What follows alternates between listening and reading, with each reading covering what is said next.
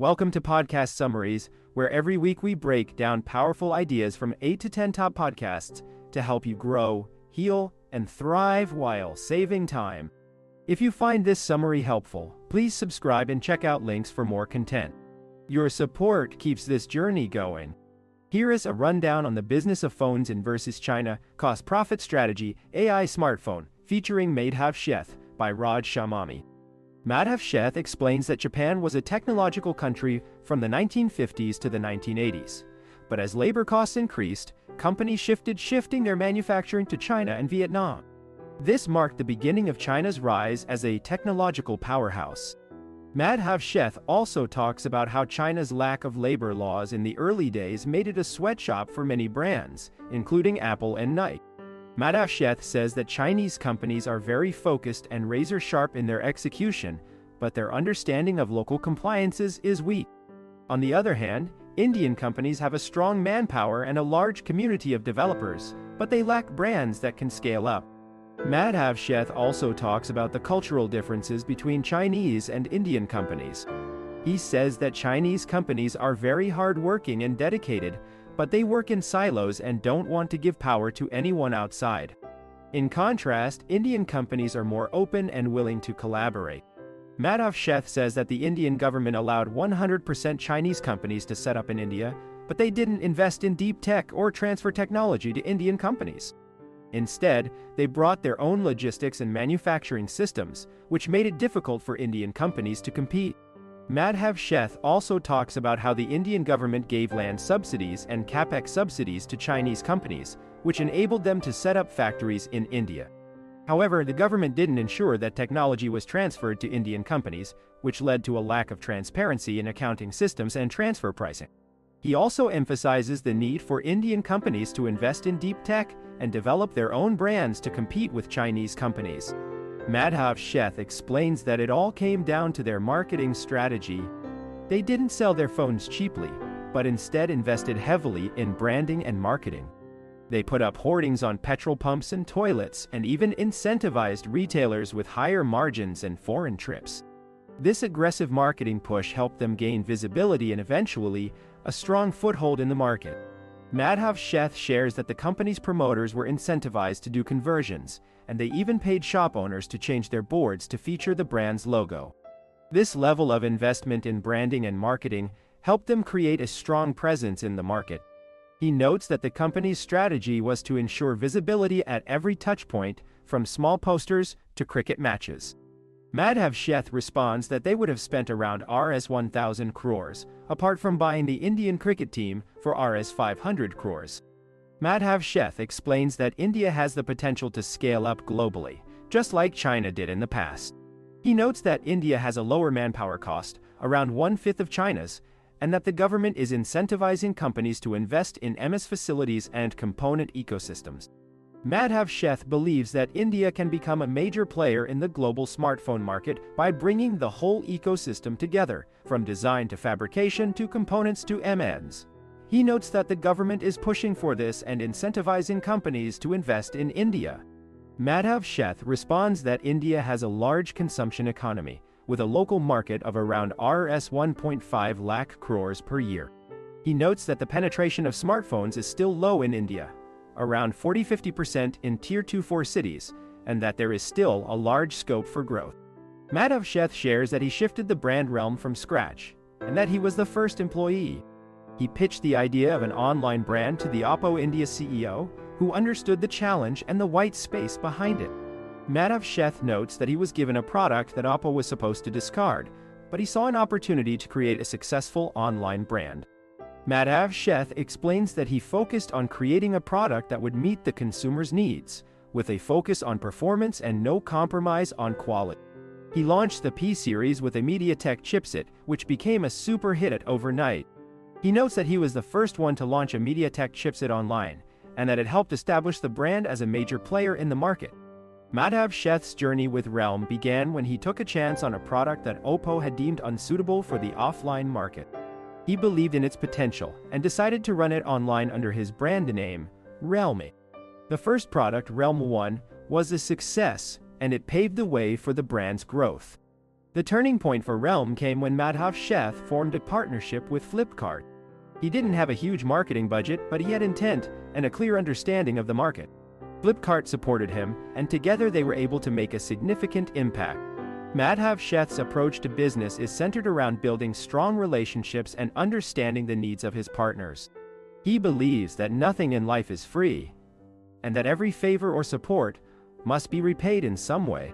This approach has helped him build a strong foundation for Realme and has enabled him to make strategic decisions that have paid off in the long run. However, Madhav Sheth's experience with Chinese companies has been different. He believes that they often prioritize short-term gains over long-term relationships and that they can be opportunistic in their approach to business.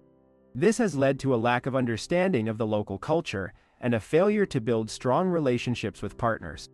Madhav Sheth's focus now is on building a new brand, AI, which will prioritize deep tech R&D and democratization of technology. He believes that there is a wide space in the market for a brand that can offer high-quality products at affordable prices and that can prioritize the needs of Indian consumers. He is committed to building a brand that is transparent and secure, and that will give consumers control over their data. The biggest challenge that Madhav Sheth faces is the lack of a component ecosystem in India.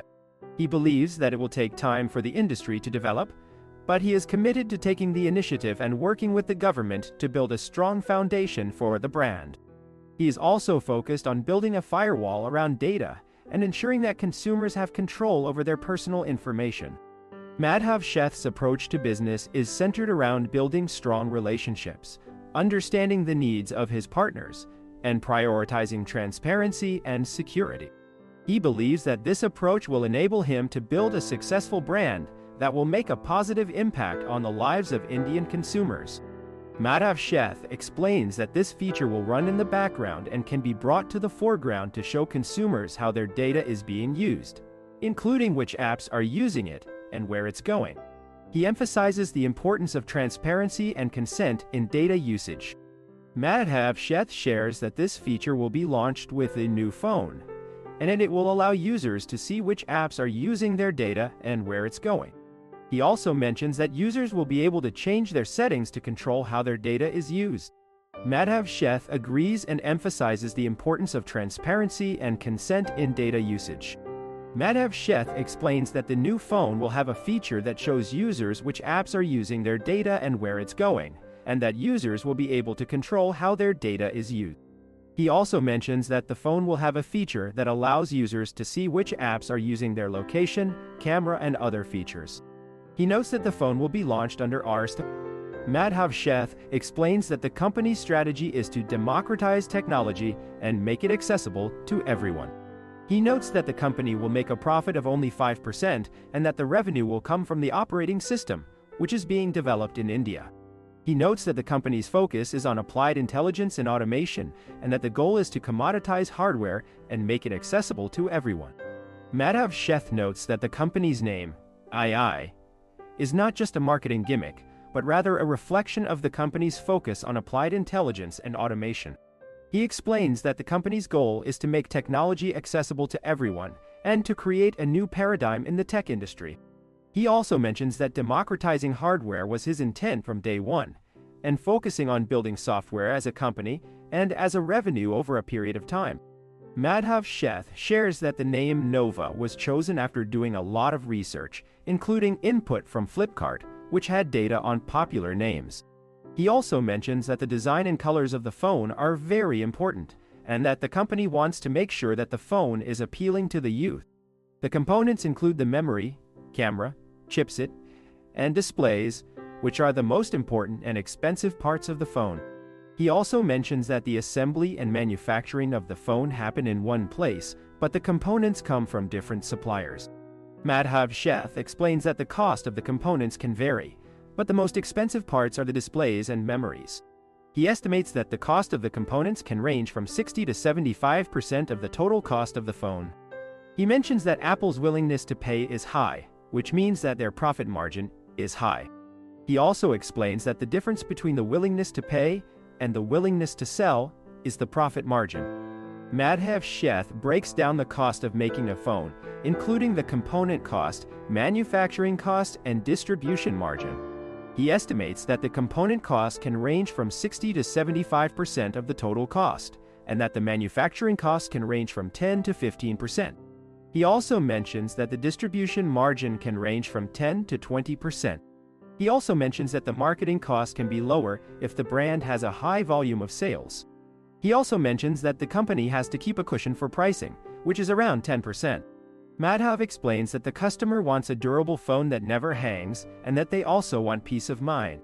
He mentions that the company gives the highest and latest specs, including Android V14, high RAM and ROM, and a 50-megapixel camera. He also mentions that the phone should have a good battery life and should never hang.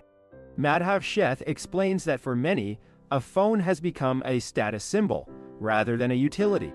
People are willing to pay a premium for a brand, even if they don't need the advanced features that come with it. Madhav Sheth shares a personal anecdote about how people used to buy virtue phones, which were basic bar phones, simply to show off their wealth. He believes that anything above a certain price point is often bought as a status symbol, rather than for its utility. He also notes that people often assume that if a phone is expensive, it must be good, without necessarily considering whether it meets their actual needs. The conversation turns to the tactics used by big companies to kill small brands. Madhav Sheth explains that one common tactic is to use data analytics to target customers who are likely to be in the market for a new phone. He notes that companies can use data on a user's device age, battery health, and app usage to retarget them with ads for new phones. He also mentions that companies can use point-of-sale data to target customers who have purchased phones from competing brands in the past.